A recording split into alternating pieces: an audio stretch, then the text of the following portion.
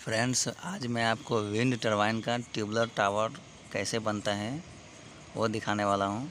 एक और होता है लेटेस्ट टावर, उसका भी कुछ दिन के बाद मैं वीडियो डाल देगा। इस वीडियो को आप देखें, समझें और वीडियो अच्छा लगे तो लाइक, शेयर और सब्सक्राइब करें।